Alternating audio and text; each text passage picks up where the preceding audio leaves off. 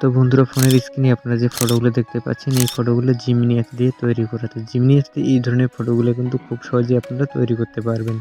তো আপনার ভিডিওটি সম্পূর্ণ দেখতে থাকুন কিভাবে এই ধরনের ফটোগুলো আপনারা ক্রিয়েট করবেন খুব ইজিলি।